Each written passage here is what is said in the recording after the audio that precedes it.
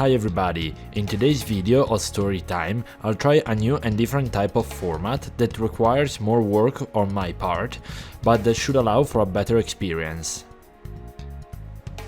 Today we talk about the Dawn Patrol 78 exercise, a NATO naval operation that took place between the 4th and the 14th of March 1978 in the central Mediterranean Sea.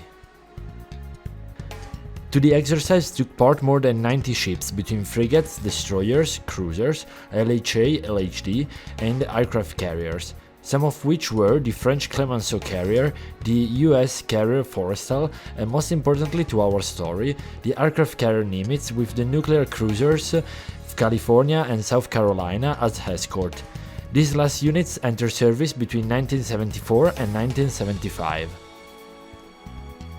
The duty of the Nimitz and its battle group during this exercise was to leave Naples, move to the Ionian Sea, from there escort the American Amphibious Assault Force composed by the USS El Paso and the USS Harlan County that would have conducted an amphibious assault on the southern coast of Sicily. During the assault operations, the Nimitz would have moved near the Sicilian Strait to close off the passage and using its air groups to support the landing of Allied troops. The Italian Navy, to stop the transit of the US supercarrier, deployed 3 Totti-class submarines, a class that entered service in 1968 with a max displacement of 593 tons and armed with American-made Mark 37 torpedoes.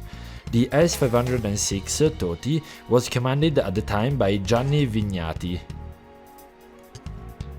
The commander decided to place the sub between the Banco Scherchi and the Sicilian western coast in order to wait and ambush the American battle group at the narrowest choke point.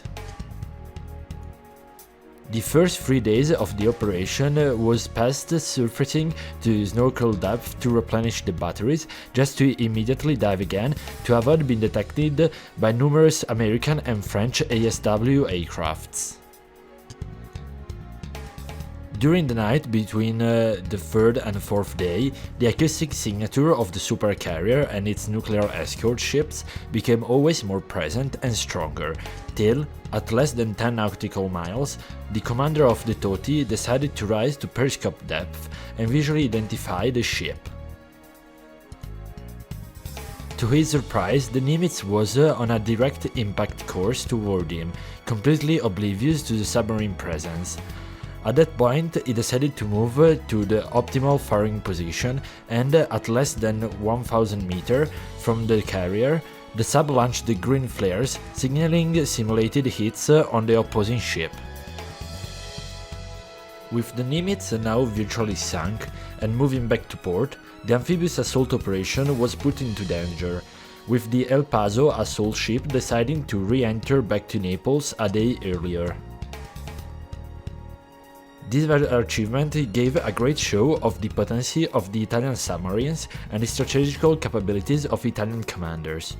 The Totti, while entering Naples port, received a standing ovation from the crew of the American El Paso.